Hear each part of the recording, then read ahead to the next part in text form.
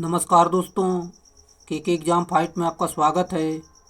कैसे हैं आप सभी? उम्मीद है आप सभी सही होंगे और आपकी UP PCL TG two BARC NPCIL SAIL DRDO आदि परीक्षाओं की तैयारी अच्छी चल रही होगी। दोस्तों, इन सभी परीक्षाओं को ध्यान में रखते हुए हमने इलेक्ट्रीशियन थ्योरी से कुछ महत्वपूर्ण प्रश्नों की सीरीज स्टार्ट की है, जो कि इस सीरीज में हमने प्रीवियस ईयर प्रश्नों को लिया है और हम आपको बताना चाहेंगे इस सीरीज में हमने सभी टॉपिक से प्रश्नों को कवर किया है। कोई ऐसा टॉपिक नहीं है जो कि छूट गया हो। इस सीरीज में हम एक्स्ट्रा फैक्ट सहित बात करेंगे, जो कि आपका आईटीआई लेवल का कोई भी एग्ज़ाम हो, इस सीरीज को देखकर चले जाना, एक भी प्रश्न आपका बाहर नहीं जाएगा। चलिए, आपका ज़्यादा टाइम न लेते हुए इन प्रश्नों की शुरुआत करते हैं। उससे पहले आपसे रिक्वेस्ट है, अगर आप चैनल पर नए, चैनल को सब्सक्राइब कर लीजिए और अपने दोस्तों में शेयर ज़रूर करिए। अगर वीडियो अच्छा लगता है तो वीडियो को लाइक ज़रूर करना। चलिए, जैसा कि आज का हमारा प्रश्न है, SWG यानी स्टैंडर्ड वायर गेज 22 वायर में का सामान्य व्यास क्या है? सही उत्तर इसका हो जाएगा, जो कि ऑप्शन नंबर सी 0.711 इसका राइट आंसर है। चलिए, यहाँ पर हम आपको बता देते हैं, इससे यानी वायर गेज से तारों या केबलों का व्यास मापा जाता है। जैसे कि SWG 19 का व्यास जो होता है 1.016 होता है और SWG 20 का व्यास जो होता है 0.914 होता है।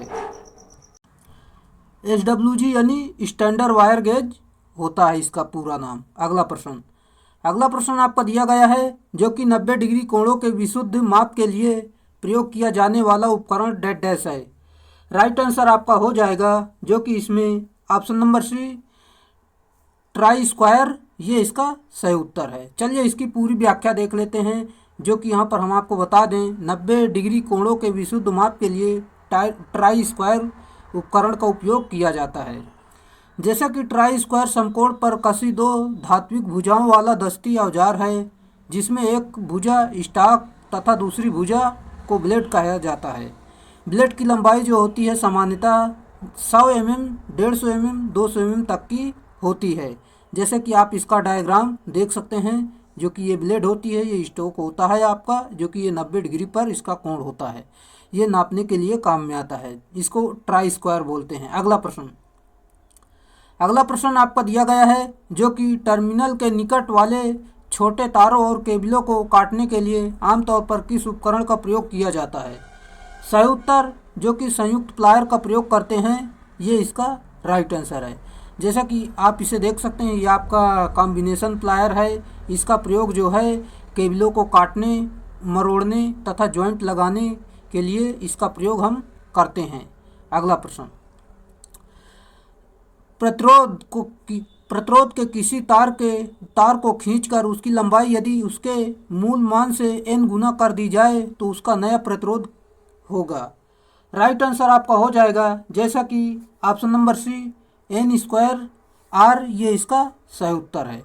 चलिए, यहाँ पर हम आपको फिर से बता देते हैं, जैसे कि प्रतिरोध R के तार को खींचकर उसकी लंबाई यदि उसके यानी इसके मूल मान से n गुना कर दी जाए तो नया प्रतिरोध n²r होगा। आप इसे देख सकते हैं।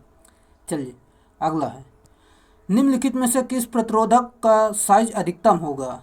राइट आंसर, जो कि इसका सही उत्तर हो जाएगा, ऑप्शन नंबर ए 10 ओम और 50 वाट, ये इसका राइट आंसर है। चलिए, पूरी व्याख्या के माध्यम से आपको बताते हैं। यहाँ पर जैसा कि प्रतिरोधक का आकार यानी साइज प्राथमिक रूप से वाट रेटिंग पर निर्भर करता है। जिसकी वाटेज अधिक होगी उसका साइज ज़्यादा होता है। इसके अलावा समान वाटेज दोनों पर जिसका प्रतिरोध कम होता है उसका साइज ज़्यादा होता है। ये आप इसे ज़रूर याद रखें। अगला है, यदि R प्रतिरोध यानी प्रतिरोध के तार को खींचकर उसकी लंबाई को 2 गुना किया जाए तो इसका प्रतिरोध क्या होगा? सही उत्तर आपका हो जाएगा, जो कि 4R हो जाएगा। ये इसका सही उत्तर है। चलिए, हम आपको बता देते हैं, तार की लंबाई खींचकर दुगनी कर देने पर प्रतिरोध 4 गुना हो जाएगा, जो कि इसकी लंबाई दोगुनी तथा अनुप्रस्थ तार का क्षेत्रफल आधा हो जाता है। अगला प्रश्न, एक चालक जिसका प्रतिरोध आर यानी आर है की लंबाई दोगुनी कर दी जाती है तो क्षेत्रफल आधा कर दिया जाता है, तो प्रतिरोध का मान क्या होगा? सही उत्तर आपका हो जाएगा जो कि यहाँ पर ऑप्शन नंबर बी 4R हो जाएगा, ये इसका सही उत्तर है। चलिए हम आपको यहाँ पर डिस्क्रिप्शन के माध्यम से सॉल्व करा देते हैं, जो कि R बराबर फार्मूला होता है रो एल अपान ए। यहाँ पर लंबाई आप दोगुनी करेंगे तो यहाँ पर इसका जो प्रतिरोध हो जाएगा वो क्षेत्रफल के आधा हो जाएगा। यहाँ पर इस प्रकार आप निकाल सकते हैं। चलिए, उम्मीद है आपको समझ में आया होगा। अगला प्रश्न, पदार्थ का प्रतिरोध निम्न में से कौन से घटक पर निर्भर नहीं करता है? राइट आंसर हो जाएगा जो कि आपका, जैसा कि यहाँ पर हम आपको बता देते हैं, प्रतिरोध सामग्री की लंबाई पर निर्भर करता है, जो कि यहाँ पर देख सकते हैं लंबाई पर निर्भर करता है। और प्रतिरोध सामग्री की रचना पर क्या निर्भर करता है कि नहीं, ये आपको बताना है। और प्रतिरोध सामग्री का तिरछा काट है, ये निर्भर होता है कि नहीं। जैसा कि यहाँ पर हम आपको बता दें, इसका राइट आंसर हो जाएगा ऑप्शन नंबर डी, पूरे प्रतिरोध तार सामग्री पर दिया जाने वाला वोल्टेज, ये आपका सही उत्तर है। ये आपका निर्भर नहीं करेगा, जो कि ये सभी आपके आंसर सही है। अगला प्रश्न, यहाँ पर हम आपको बता देते हैं फिर से एक बार, पदार्थ का प्रतिरोध पूरे प्रतिरोध सामग्री पर दिया जाने वाला वोल्टेज पर निर्भर नहीं करता है, जबकि लंबाई रचना तथा तिरछा काट पर निर्भर करता है। ये जानकारी आप जरूर याद रखें। अगला है, एक तार यानी एक चालक का प्रतिरोध जहां डेड डैश को मापता है जिसे यह धारा के प्रवाह को देता है, वही चालकत्व डेड डैश को मापता है जिसे यह प्रवाह को देता है। सही उत्तर, जैसा कि यहाँ पर एक चालक का प्रतिरोध जहाँ पर आपका यहाँ पर हो जाएगा, जैसा कि विरोध को मापता है जिसे धारा के प्रवाह को देता है, वही चालकता उत्प्रेरण को मापता है जिसे यह प्रवाह को देता है। यह ऑप्शन नंबर ए इसका सही उत्तर होगा। चलिए फिर से एक बार बताते हैं, जो कि एक चालक का प्रतिरोध जहां विरोध को मापता है जिसमें यह धारा के प्रवाह को देता है, वही चालकता उत्प्रेरण को मापता है जिससे यह प्रवाह देता है। जहां चालक के प्रतिरोध का संबंध इलेक्ट्रिकली गुणधर्म से संबंधित है, जबकि उत्प्रेरण का संबंध चुंबकीय प्रेरण से संबंधित है। अगला प्रश्न, उच्च वियोजन क्षमता वाले फ्यूज बहुत डेड डैश प्रतिक्रिया करते हैं और प्रारंभिक प्रोत्कर्ष और एक अधिक भार के बीच डेड डैश कर सकते हैं। सही उत्तर यहाँ पर आपका हो जाएगा, जो कि यहाँ पर तेजी से भेद, ये इसका यानी यहाँ पर तेजी भरेंगे, यहाँ पर भेद, ये इसका सही उत्तर होगा। चलिए यहाँ पर आपको फिर से बता देते हैं, जो कि वही लिखा गया है। जैसे कि उच्च वियोजन क्षमता यानी हाई ब्रेकिंग कैपेसिटी वाले फ्यूज बहुत तेजी से प्रतिक्रिया करते हैं और प्रारंभिक प्रोत्कर्ष और एक अधिभार के बीच भेद कर सकते हैं। फ्यूज वैद्युत परिपथ की शॉर्ट सर्किट अथवा ओवरलोड परिस्थितियों से सुरक्षा करती है। यह परिपथ के फेज वायर में सीरीज में जुड़ा होता है। अगला है, इलेक्ट्रिकल और इलेक्ट्रॉनिक परिपथ की सुरक्षा के लिए किस प्रकार के फ्यूज का उपयोग किया जाता है? सही उत्तर, जो कि फेरुल कंटेंट कार्ट्रिज फ्यूज, ये इसका सही उत्तर है।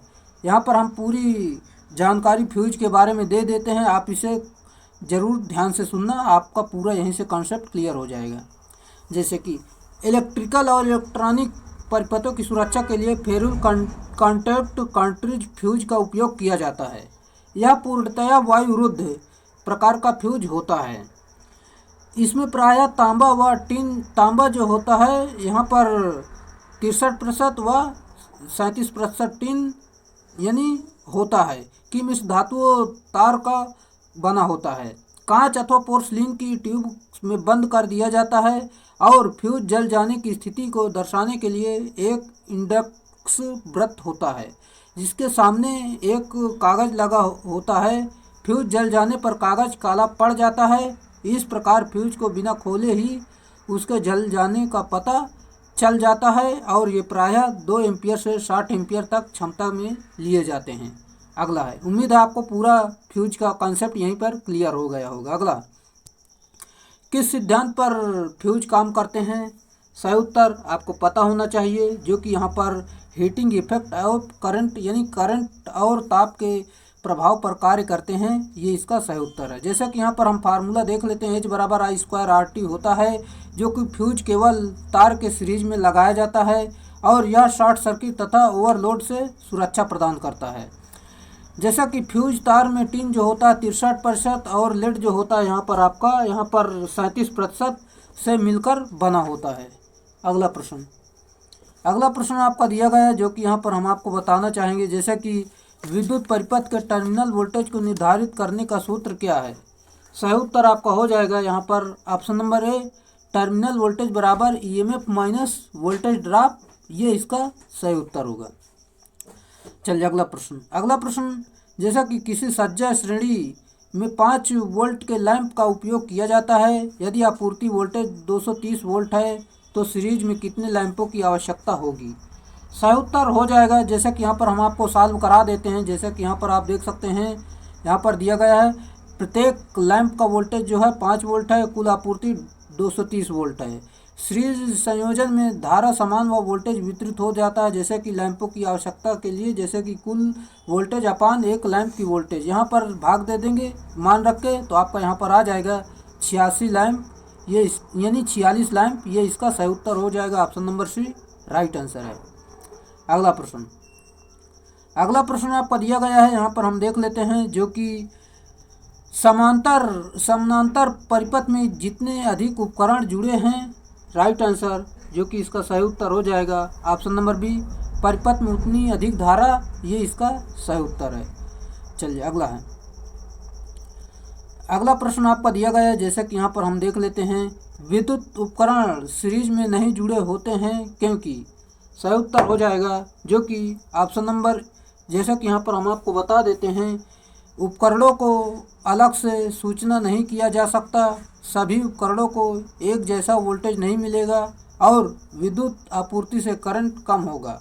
यदि एक उपकरण काम करना बंद कर देता है तो अन्य सभी उपकरण भी काम करना बंद कर देते हैं, यानी यहाँ पर सभी विकल्प सही हैं, यानी ऑप्शन नंबर ई, ये सारे सही हैं, ये इसका सही उत्तर है।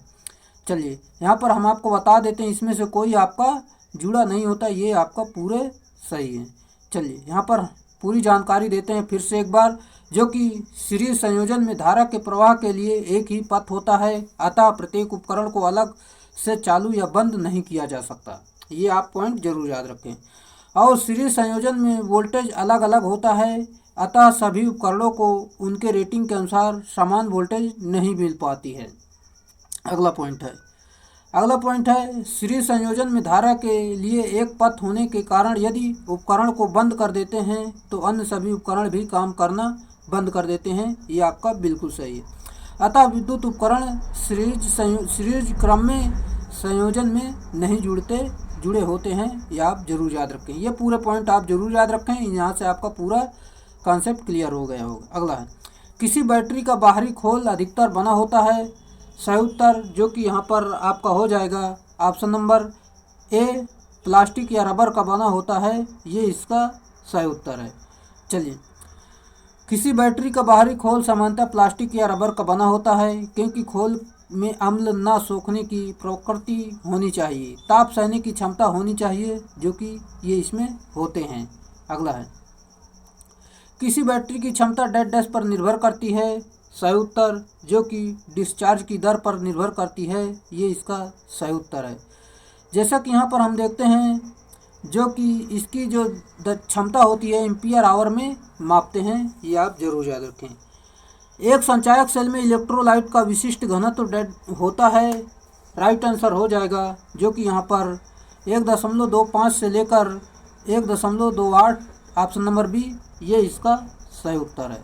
चलिए यहाँ पर हम देख लेते हैं, एक संचायक सेल में इलेक्ट्रोलाइट का विशिष्ट घनत्व देख सकते इतना होता है। यह रेंज एक अच्छे बैटरी की क्षमता बताता है।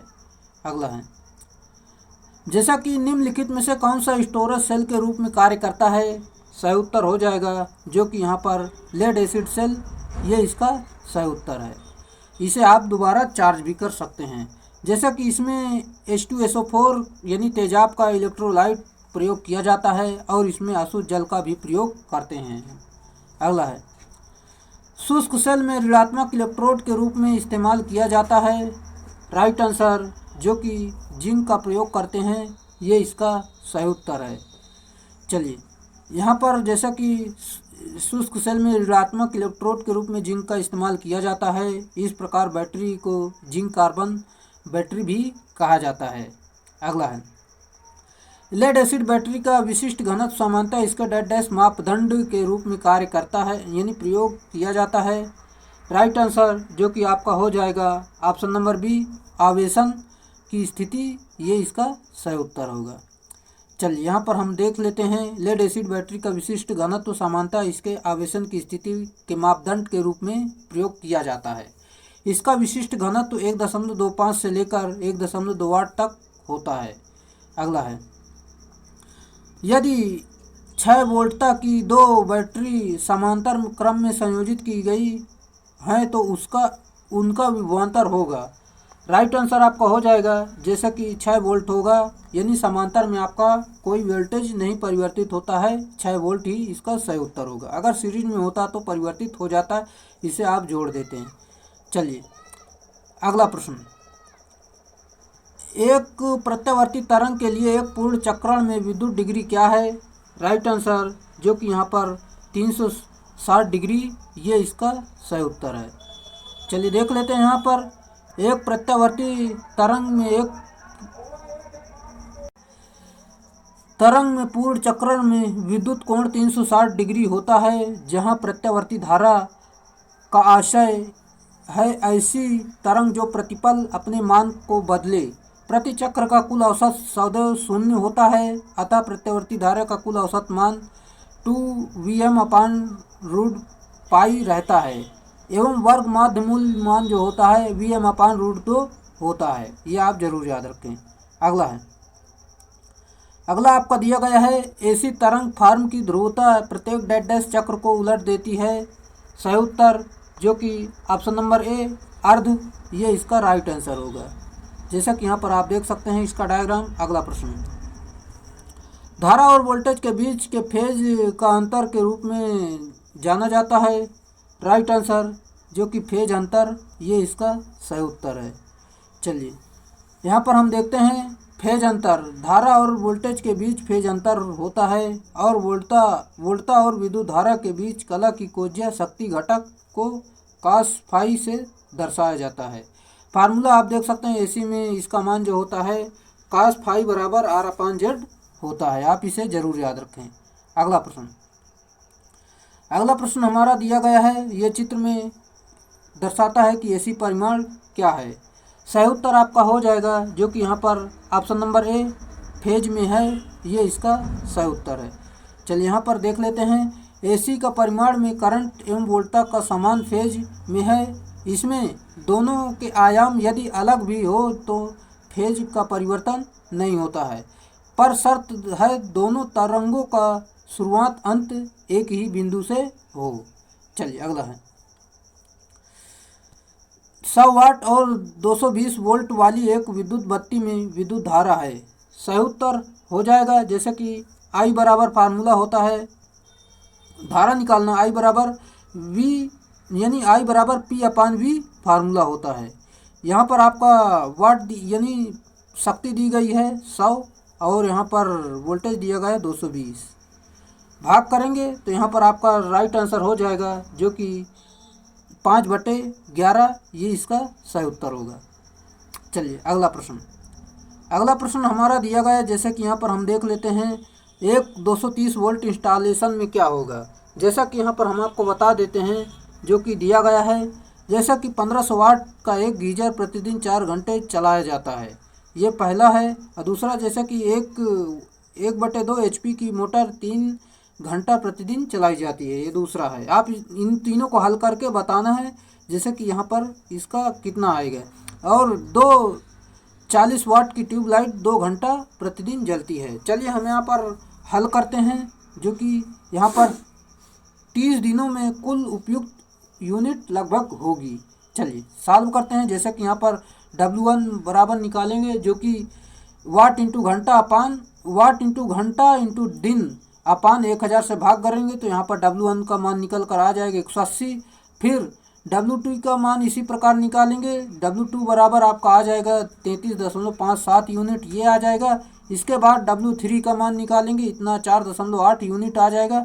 फिर यहाँ पर आप तीनों को जोड़ देंगे तो यहाँ पर आपका आंसर आ जाएगा 218.37 यूनिट। ये इसका सही उत्तर होगा। Option number B right answer है।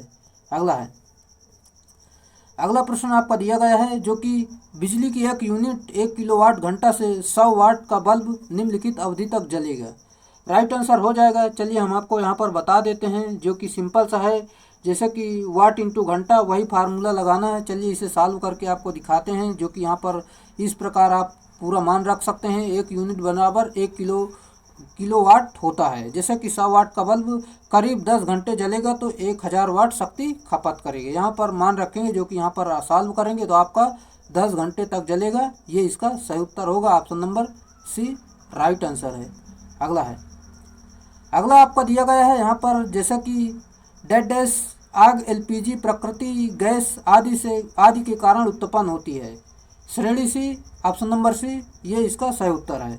जैसे कि यहाँ पर वर्ग ए के अंतर्गत जो आता है वो लकड़ी, कागज, कंडा आदि से लगने वाली आग आती है। और यहाँ पर बी के अंतर्गत द्रव में लगने वाली, जैसे पेट्रोल, डीजल आदि से लगने वाली आग होती है। डी के अंतर्गत विद्युत तारों में लगने वाली आग होती है। ये आप जरूर याद रखें। जैसा कि यहाँ पर हम देख लेते हैं, वर्ग सी एलपीजी प्राकृतिक गैस आदि के कारण उत्पन्न आग होती है। इस प्रकार की आग के अग्निशमन के लिए शुष्क powder, carbon tetrachloride, carbon dioxide प्रयोग में लिया जाता है। CCl4 का पूर्ण विस्तार जो है कार्बन टेट्राक्लोराइड होता है। साथ ही विद्युत प्रकार की आग में सर्वाधिक प्रयुक्त किया जाने वाला अग्निशामक हेलोन प्रकार का होता है। अगला है, निम्नलिखित पदार्थों में कौन सा बिजली में लगी आग को बुझाने के लिए सबसे अधिक उपयुक्त यानी अनुकूल है। राइट आंसर जो कि यहाँ पर हो जाएगा option number C carbon dioxide. ये इसका सही उत्तर है ऑप्शन के अनुसार, नहीं तो आपका हेलोन टाइप आ जाता। ये इसका सही उत्तर है। जैसा कि यहाँ पर हम आपको बता देते हैं, बिजली में लगी आग को बुझाने के लिए सबसे अनुकूल कार्बन डाइऑक्साइड है। इसके अतिरिक्त हेलोन प्रकार के अग्निशामक में सर्वाधिक प्रयुक्त करते हैं CTC यानी कार्बन टेट्राक्लोराइड एवं BFC यानी ब्रोमो क्लोरो कार्बन का मिश्रण होता है। ज्ञात रहे इसमें झाग प्रकार के अग्निशामक का प्रयोग कभी नहीं करते हैं, नहीं आपको झटका मार देगा, फिर आप मान लो आपको क्षति पहुंचा देगा। जैसे कि अग्नि के किस प्रकार के शुष्क चूर्ण शामक का प्रयोग किया जाता है। Right answer option number B वर्ग डी, ये इसका सही उत्तर है। ये बातें अभी हम पूरी कर चुके हैं, या चाहे तो आप पढ़ सकते हैं। अगला प्रश्न की तरफ चलते हैं। बिजली के उपकरणों में लगी आग को बुझाने का सबसे उपयुक्त तरीका क्या है। सही उत्तर हो जाएगा जो कि वाष्पशील तरल पदार्थों का उपयोग, ये इसका सही उत्तर है। चलिए यहाँ पर हम आपको बता देते हैं, बिजली की आग मुख्यतः हेलोन यानी वाष्प तरल पदार्थ तथा कार्बन डाइऑक्साइड द्वारा बुझाई जाती है। इस पर पानी तथा फोम उपयोग नहीं किया जाता है। अगला है, हेलोन अग्निशामक में इनमें से कौन सी सामग्री भरी जाती है। सही उत्तर जो कि option number D bromo chloro difluoro methane, ये इसका सही उत्तर है। चलिए एक बार फिर से आपको बता देते हैं, जो कि हेलोन अग्निशामक यानी हेलोन में ब्रोमो क्लोरो डाइफ्लोरो मेथेन भरी जाती है। हेलोन यानी CTC प्रकार के अग्निशामक का प्रयोग बिजली में लगने वाली आग को बुझाने के लिए किया जाता है। अगला है, अगला आपका दिया गया, यहाँ पर हम आपको बता देते हैं, एक वेनिस्ट उत्सर्जक यानी कॉमन इमीटर एम्पलीफायर में उपमार्ग विहीन यानी अनबाइस्ड उत्सर्जक प्रतिरोधक प्रदान करता है। सही उत्तर जो कि ऋणात्मक वोल्टेज पुनः निवेश, ये इसका सही उत्तर है। यहाँ पर देख सकते हैं जो कि फार्मूला भी दिया गया है, ये पूरी जानकारी आप जरूर याद रखें। अगला प्रश्न, अगला प्रश्न, जैसा कि एक आदर्श आउटपुट एम्पियर का उपयोग एक इन्वर्टिंग प्रवर्धक बनाने के लिए आउटपुट एम्पियर के दो निवेशी सिरे समान विभव पर है क्योंकि।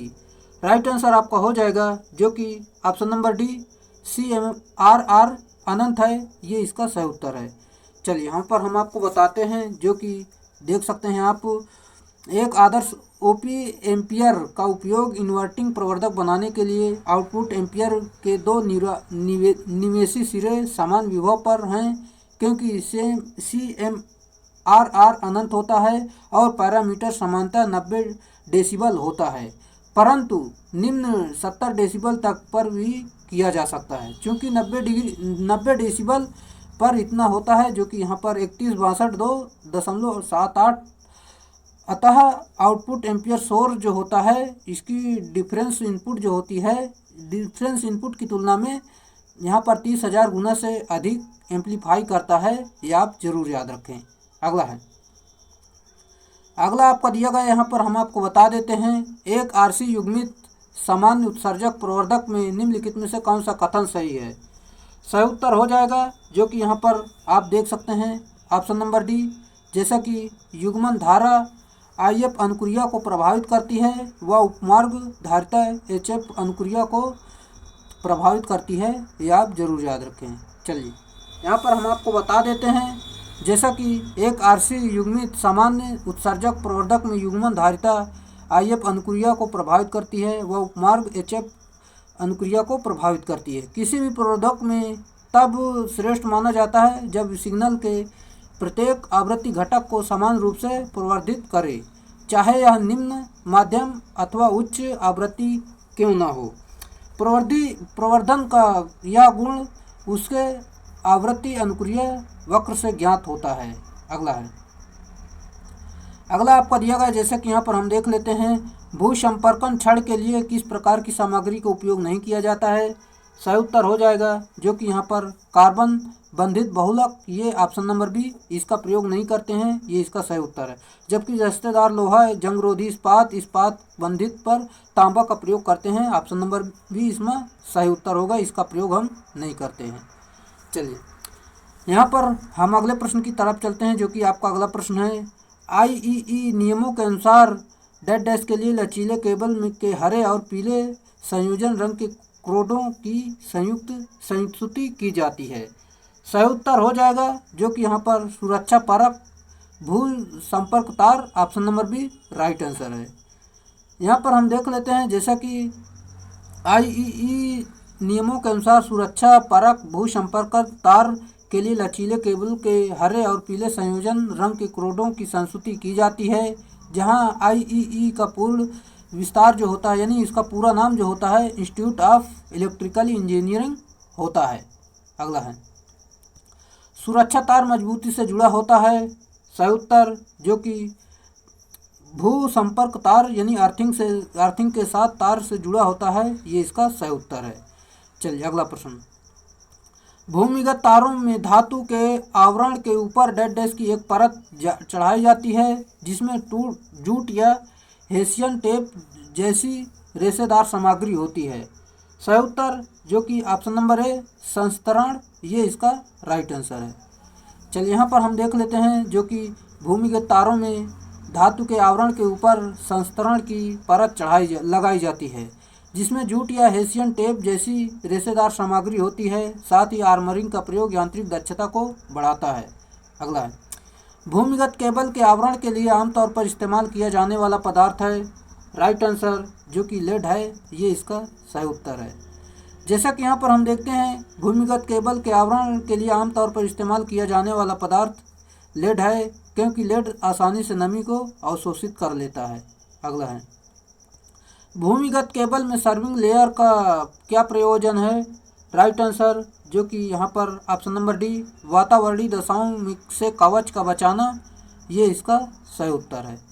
यहाँ पर हम देखते हैं, जो कि भूमिगत केबल में सर्विंग लेयर का प्रयोजन वातावरणीय कवच को बचाना होता है, या आम शब्दों में केबल को यांत्रिक क्षति से बचाना। यह भी ज्ञात रहे कि भूमिगत केबल की स्थापना लागत ओवरहेड लाइन स्थापना से अधिक होती है। अगला आपका हो जाएगा, जैसा कि यहाँ पर हम देख लेते हैं, जैसा कि दिया गया है, निम्नलिखित में से किस वाइंडिंग के पतले तार अधिक टर्न के पाए जाते हैं। राइट आंसर हो जाएगा, जो कि यहाँ पर शंट वाइंडिंग, ये इसका सही उत्तर है। जैसा कि यहाँ पर हम देख लेते हैं, डीसी मोटर में शंट वाइंडिंग में पतले तार एवं अधिक टर्न पाए जाते हैं, तथा सीरीज वाइंडिंग में मोटे तार तथा कम टर्न पाए जाते हैं। अगला आपका दिया गया है, एक डीसी जनरेटर की वेव वाइंडिंग में 8 पोल वाले 4 चालक 600 आरपीएम की गति घूमकर 0.5 वेबर का चुंबकीय फ्लक्स उत्पन्न करता है तो प्रेरित ईएमएफ का मान क्या होगा। जैसा कि यहाँ पर इसे हम सॉल्व करेंगे। जैसा कि पोलों की संख्या 8 दी गई है, यहाँ पर हम चालक यानी आपके 4 दिए गए हैं जो कि यहाँ पर देख सकते हैं। चलिए हम आपको यहाँ पर सॉल्व करा देते हैं जो कि डिस्क्रिप्शन के माध्यम से। फार्मूला आपका दिया गया है, पूरा मान यहाँ पर जैसे कि रखना है इस फार्मूले पर, जो कि यहाँ पर हम आपको बता देते हैं। पूरा मान यहाँ पर रखें, सॉल्व करें, आपका 80 वोल्ट होगा जो कि इसका सही उत्तर ऑप्शन नंबर बी हो जाएगा। अगला प्रश्न दिया गया है जो कि यहाँ पर यदि लैप वाइंडिंग में पोलों की संख्या 4 है तो समांतर पथों की संख्या डैश डैश होगी। सही उत्तर जो कि ऑप्शन नंबर बी 4 होगी, ये इसका सही उत्तर होगा। यानी लैप में समांतर पथों की संख्या पोलों की संख्या बराबर होती है, जबकि वेव में हमेशा 2 होती है। चलिए अगले प्रश्न की तरफ चलते हैं। इमारत की पावर पूरी तरह से कहाँ से नियंत्रित की जाती है। सही उत्तर हो जाएगा जो कि यहाँ पर प्रमुख स्विच से करते हैं, ये इसका सही उत्तर है। जैसा कि यहाँ पर हम देख लेते हैं, इस मेन स्विच के द्वारा इमारत के अलग अलग भागों में प्रयुक्त एमसीबी तथा आर्मेनिएचर सर्किट ब्रेकर का प्रत्यक्ष सीरीज जुड़ाव होता है। अगला है सजावटी दीप और सीरीज प्रकाश व्यवस्था प्रणाली के अनुक्रमिक स्विचन अर्थात चालू करने के लिए इस्तेमाल किए जा सकने वाले स्विच को डैश डैश कहा जाता है। सही उत्तर जो कि टम्बलर स्विच कहते हैं, ये इसका सही उत्तर है। यहाँ पर आप देख सकते हैं दिया गया वही दिया गया है। अगला प्रश्न, एक लैंप को 3 विभिन्न स्थानों से नियंत्रित करने के लिए मध्यवर्ती स्विच के साथ कितने द्विपरथी स्विच प्रयुक्त होते हैं। सही उत्तर हो जाएगा जो कि ऑप्शन नंबर बी 2 होते हैं, ये इसका सही उत्तर है।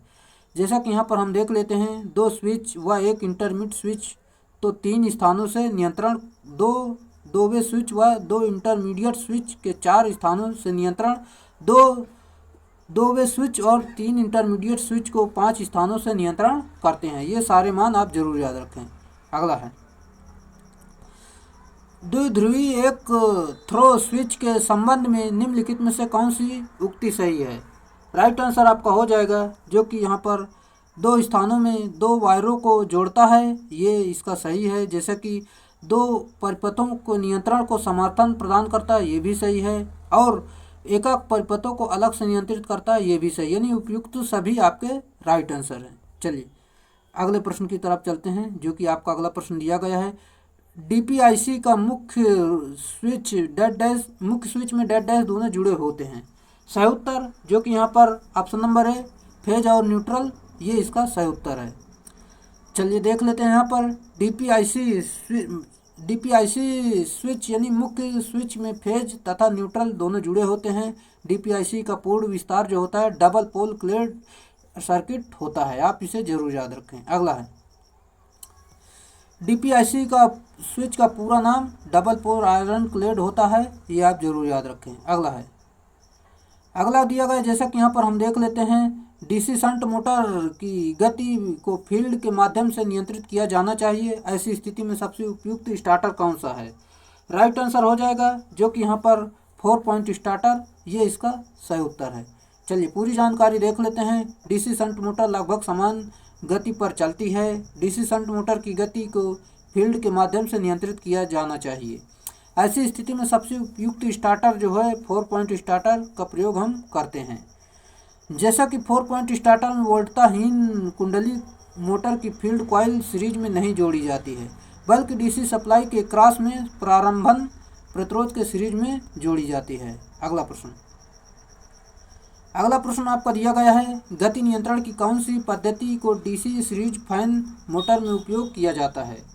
राइट आंसर आपका हो जाएगा ऑप्शन नंबर बी जो कि सीरीज समांतर पद्धति, ये इसका सही उत्तर होगा। चलिए देख लेते हैं यहाँ पर जो कि दिया गया है, सीरीज समांतर पद्धति डीसी सीरीज फैन मोटर में प्रयोग किया जाता है। गति नियंत्रण की इस प्रणाली का प्रयोग विद्युत संकर्षण यानी इलेक्ट्रिक फ्रैक्शन कार्यों में किया जाता है। देख लेते हैं, निम्न गति प्राप्त करने के लिए सीरीज क्षेत्रों को सीरीज क्रम में संयोजित किया जाता है, जैसा कि उच्च गति प्राप्त करने के लिए सीरीज क्षेत्रों को समांतर में संयोजित किया जाता है।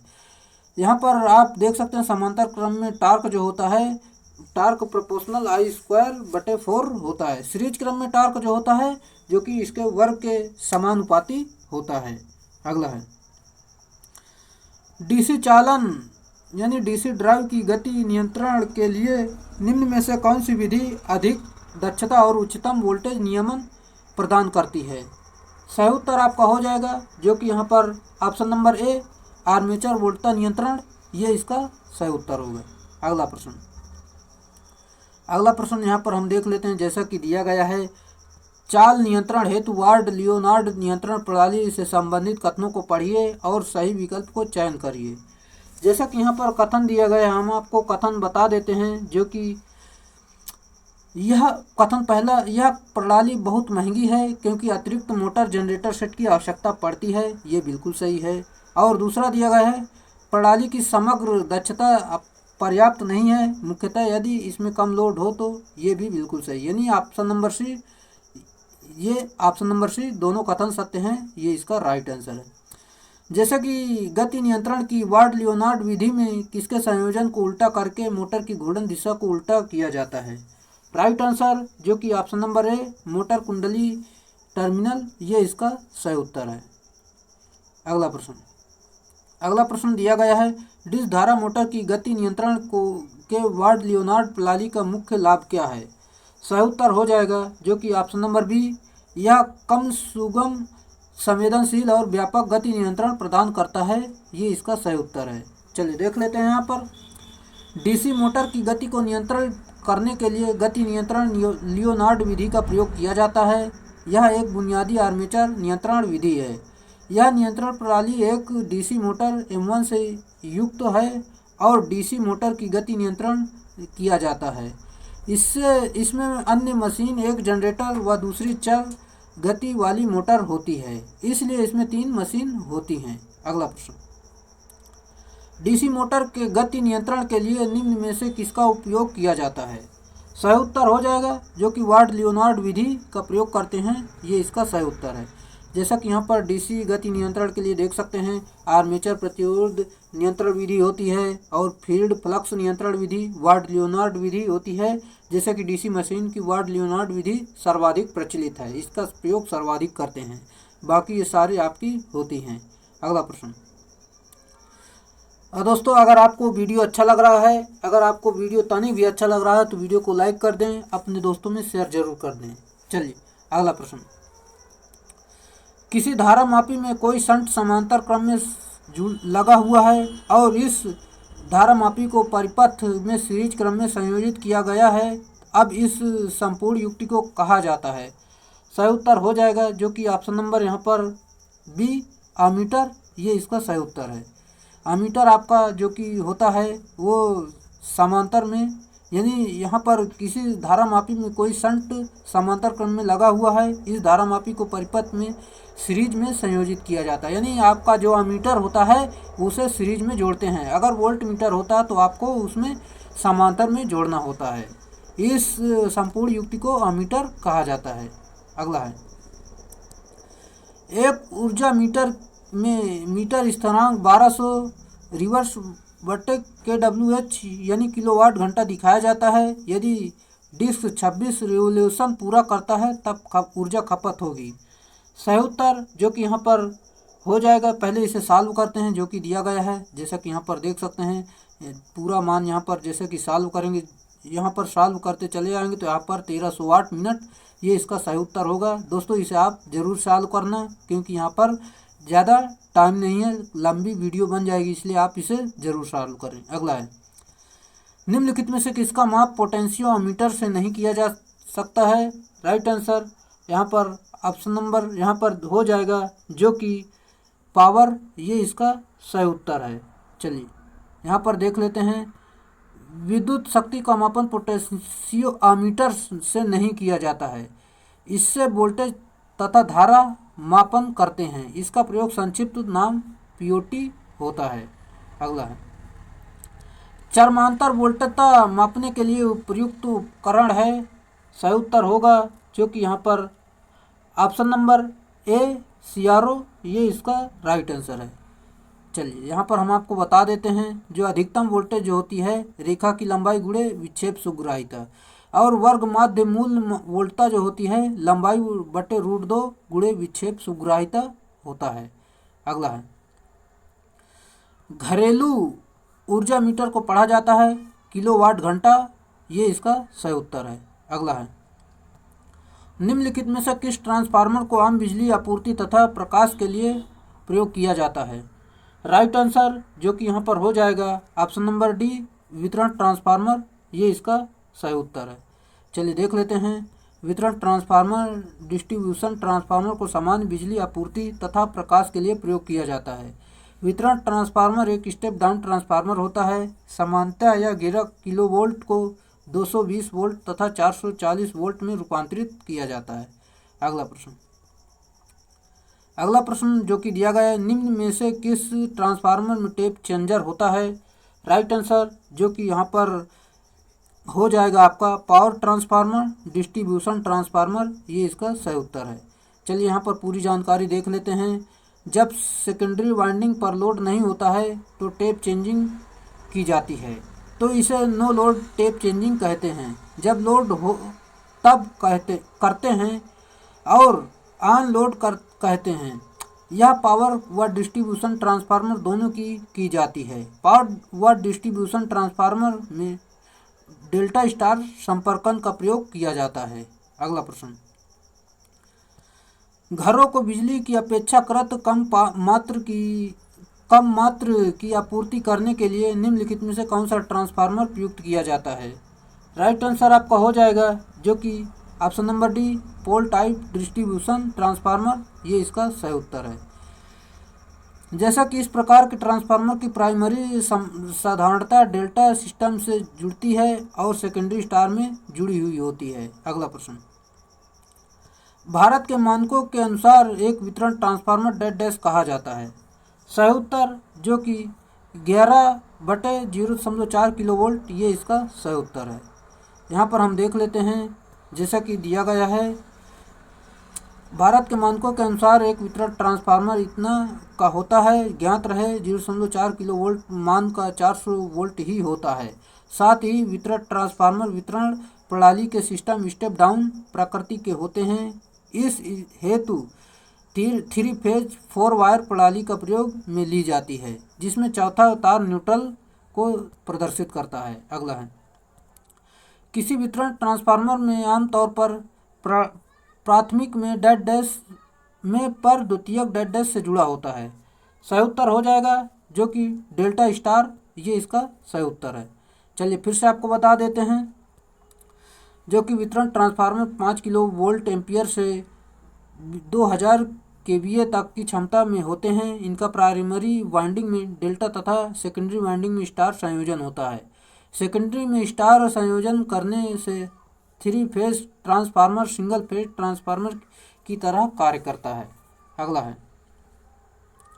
अगला आपका दिया गया है जो कि यहाँ पर देख सकते हैं, जैसा कि यहाँ पर हम आपको बता देते हैं, किसी एक वर्कशॉप में एक 5 HP और 415 वोल्ट 3 फेज मोटर लगाया जाना है। इस मोटर के लिए निम्नलिखित में से किस डिस्कनेक्टिंग स्विच का चयन किया जाना चाहिए?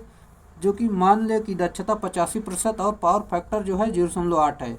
चलिए इसे देखते हैं। जैसे कि यहाँ पर आपका फार्मूला दिया गया है, पावर यहाँ पर आप निकाल सकते हैं, और यहाँ पर वोल्टेज दिया गया है, आपको इफिशियंसी यानी दक्षता आपको निकालनी है। चलिए यहाँ पर दक्षता दी गई है जो कि 85%।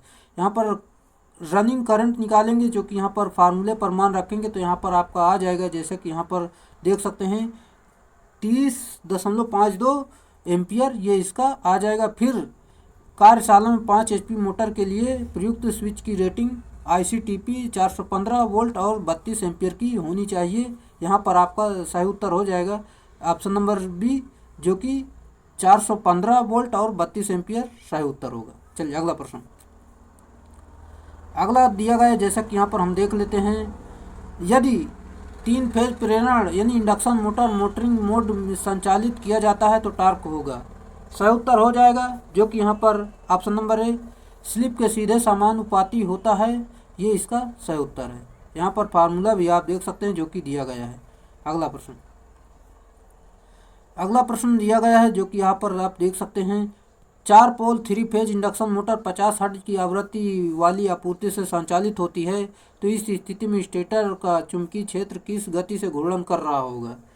चलिए इसे सॉल्व करते हैं। जो कि यहाँ पर फार्मूला आपका होता है, जैसे कि हम आपको बता देते हैं।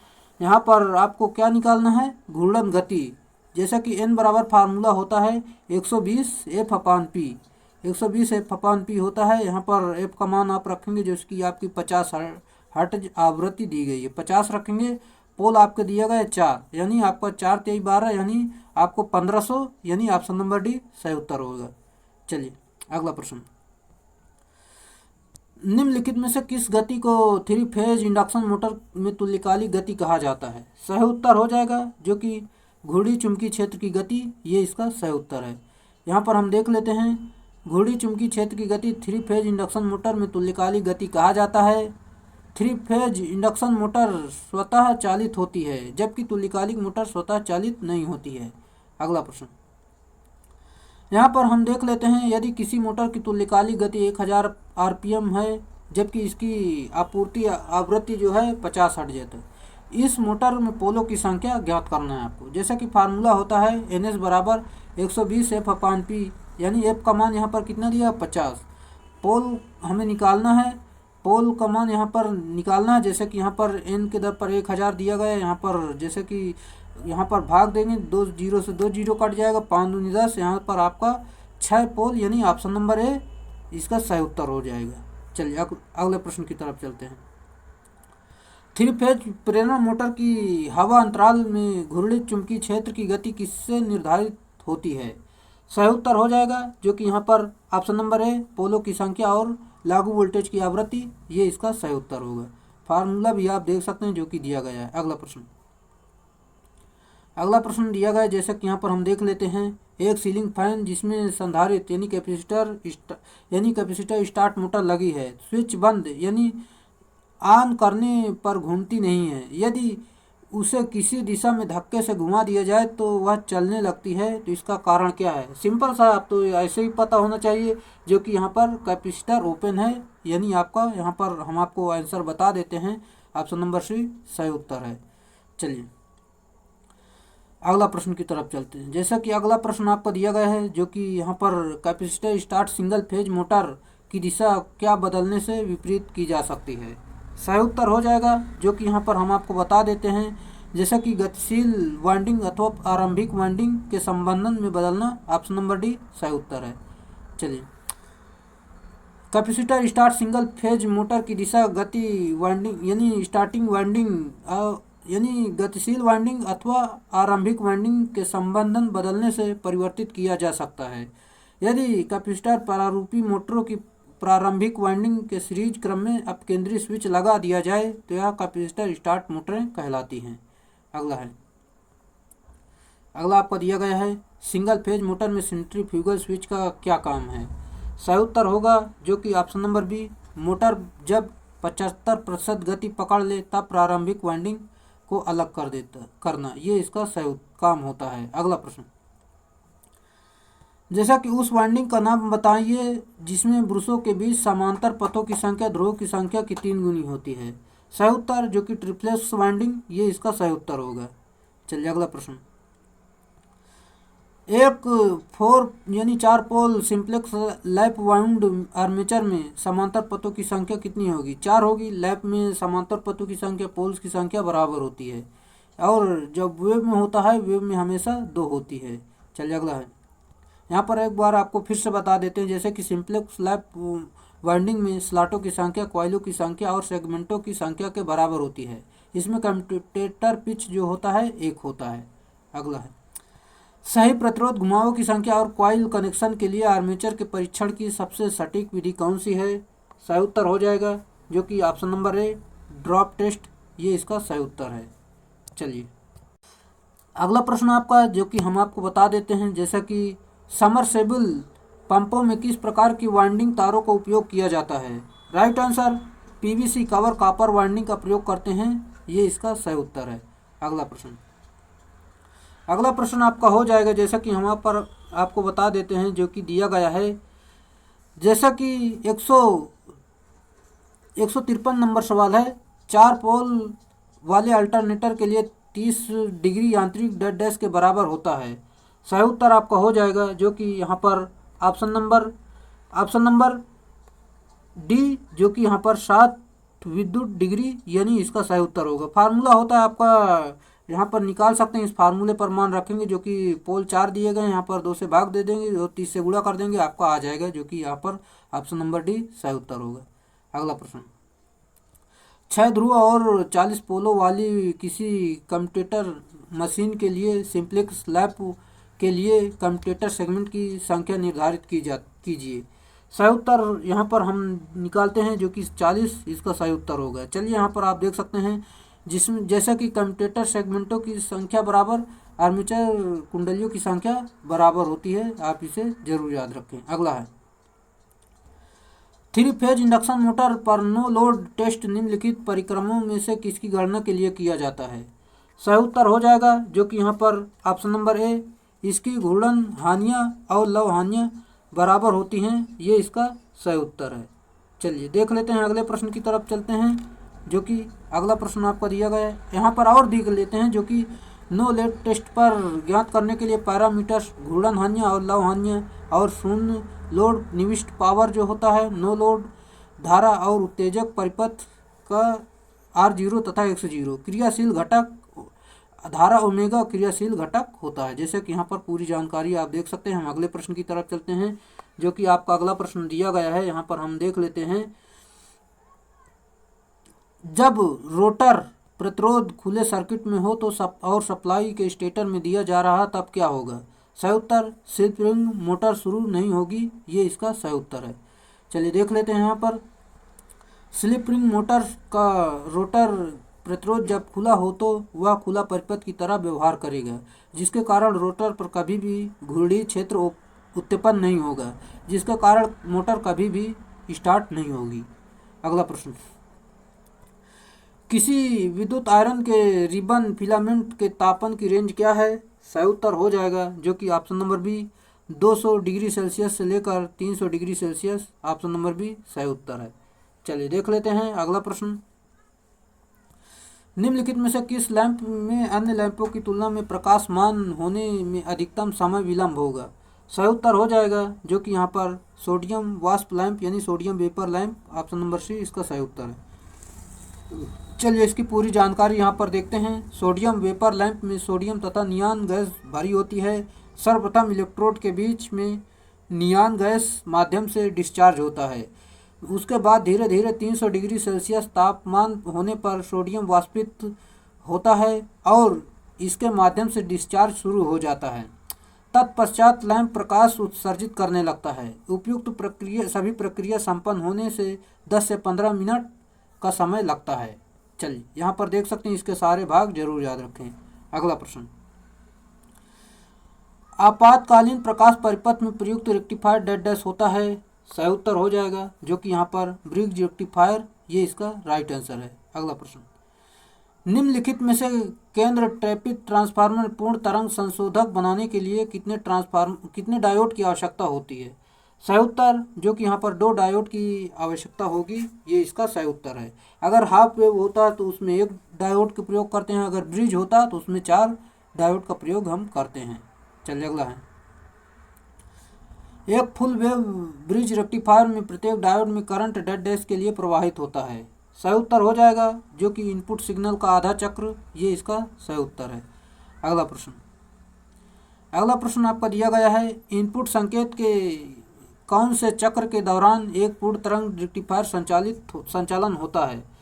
राइट आंसर ऑप्शन नंबर यहाँ पर डी, जो कि धनात्मक और ऋणात्मक दोनों अर्ध चक्र, ये इसका सही उत्तर होगा। चलिए देख लेते हैं, यहाँ पर इनपुट संकेत में धनात्मक तथा ऋणात्मक दोनों अर्ध चक्र के दौरान पूर्ण तरंग रेक्टिफायर का संचालन होता है, जबकि अर्ध तरंग रेक्टिफायर में केवल धनात्मक चक्र या ऋणात्मक चक्र में ही संचालन होता है।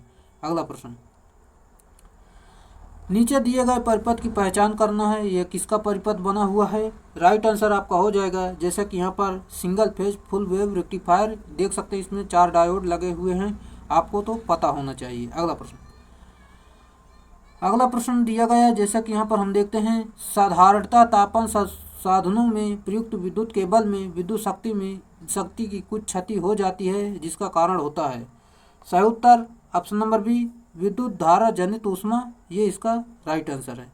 चलिए पूरी जानकारी देखते हैं। जैसा कि यहाँ पर साधारण तापन साधनों में प्रयुक्त विद्युत केबल में विद्युत शक्ति की कुछ क्षति हो जाती है, जिसका कारण विद्युत धारा जनित ऊष्मा है। केबलों में धारा प्रवाह के कारण कुछ ऊष्मा में प्रसारित हो जाती है, जिससे आई स्क्वायर के द्वारा ऊर्जा ऊष्मा के कारण केबल को गर्म कर देती है। अतः ऐसी व्यवस्था की जानी चाहिए जिससे कि हानि कम हो सके तथा संवहन की उचित व्यवस्था हो सके। अगला प्रश्न आपका दिया गया है, जो कि आपको एक ऐसे विद्युत तापक की जांच करनी है जो गर्म नहीं होता है। आपको पता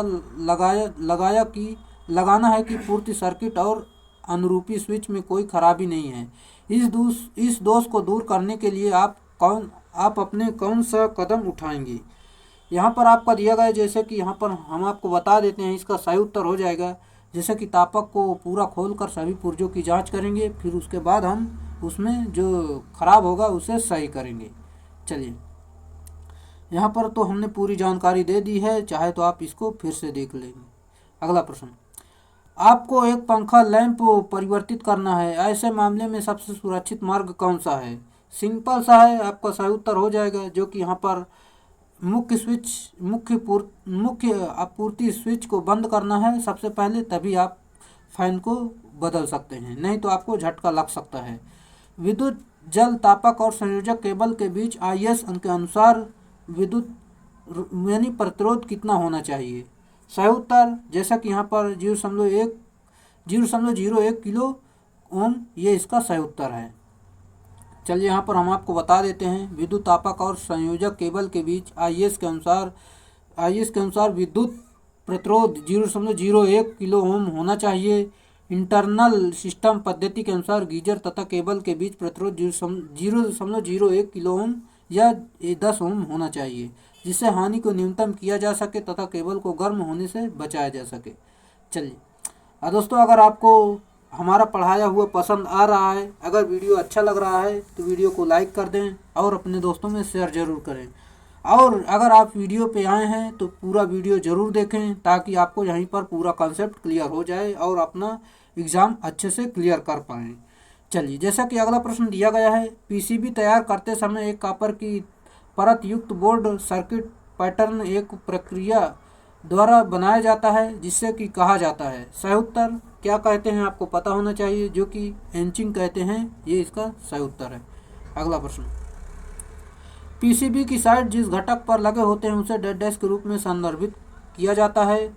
राइट आंसर, जो कि घटक साइड, ये इसका सही उत्तर है। अगला प्रश्न, PCB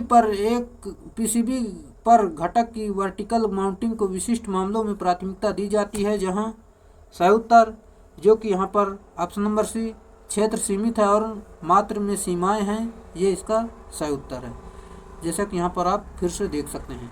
अगला है, VLSI IC यानी इंटीग्रेटेड सर्किट में डेड डैश हो सकते हैं। क्या हो सकते हैं आपको बताना है, जैसे कि 1000 गेट से ज़्यादा, ये इसका राइट आंसर है। जैसा कि यहाँ पर हम देखते हैं, SSI यानी स्मॉल स्केल इंटीग्रेशन में 1 से ज़्यादा होता है, जैसे कि MSI में मीडियम स्केल इंटीग्रेशन में 10 गेट से ज़्यादा होते हैं।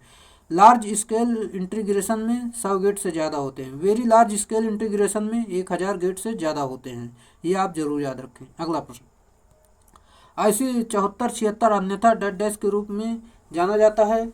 सही उत्तर, जो कि option number C, JK flip flop, ये इसका सही उत्तर है। जैसा कि यहाँ पर JK फ्लिप फ्लॉप देख सकते हैं, D फ्लिप फ्लॉप देख सकते हैं, इस प्रकार आप पूरी जानकारी देख सकते हैं। अगला प्रश्न, अगर किसी IC में लगातार 4 इनपुट लगाए जा सकते हैं तो इसकी पहचान डेड डैश कर है। सही उत्तर हो जाएगा, जो कि option number B, fan in 4, ये इसका सही उत्तर है। चलिए अगला प्रश्न दिया गया है, यहाँ पर हम देख लेते हैं, लघु संचरण लाइन पर फेज फॉल्ट के लिए डेड डैश टाइप की रिले को प्राथमिकता दी जाती है। सही उत्तर, जो कि यहाँ पर प्रतिघात टाइप, ये इसका सही उत्तर है। यहाँ पर हम देख लेते हैं जो कि दिया गया है। लघु ट्रांसमिशन लाइन में रिएक्टेंस रिले प्रयोग किया जाता है। रिएक्टेंस रिले उच्च गति ओवर करंट रिले होता है। मध्यम लाइन में प्रतिबाधा रिले का प्रयोग किया जाता है। लंबी लाइन में मोह रिले का प्रयोग किया जाता है। अगला है, हाई टेंशन संचरण लाइन के प्रारंभन में आमतौर पर प्रयोग किए होने वाला कनेक्शन का प्रकार है। सही उत्तर जो कि यहाँ पर ऑप्शन नंबर ए डेल्टा स्टार, ये इसका सही उत्तर है। यहाँ पर हम देख लेते हैं, डेल्टा स्टार कनेक्शन में उच्च वोल्टता प्राप्त होता है जिसे प्रति फेज विद्युत रोधन की आवश्यकता होता है, और डेल्टा स्टार का प्रयोग विद्युत वितरण लाइनों में भी करते हैं। अगला प्रश्न, इस्पात के खंभों को किससे बचाने के लिए इन पर पेंट किया जाता है? सही उत्तर ऑप्शन नंबर ए जंग से बचाने के लिए करते हैं। आप सभी को पता होना चाहिए। जैसा कि यदि इस खंभों में पेंट न किया जाए तो बाहरी आवरण के संपर्क में आने पर इनका क्षरण होता है और जीवन काल कम हो जाता है। अगला है, अगला आपका दिया गया है जो कि यहाँ पर आप देख सकते हैं। जैसा कि यहाँ पर हम आपको बता देते हैं, यूटिलिटी पोल निम्नलिखित में से किसे सहारा देने के लिए उपयोग किया जाने वाला खंभा यानी कॉलम पोस्ट है? सही उत्तर आपका हो जाएगा जो कि ऑप्शन नंबर डी विद्युत सिरोपरि विद्युत लाइनों, फाइबर ऑप्टिकल केबलों और मार्ग प्रकाश लाइटों को प्रयोग करते हैं। ये इसका सही उत्तर है। जैसा कि यहाँ पर आप देख सकते हैं वही दिया गया है। चलिए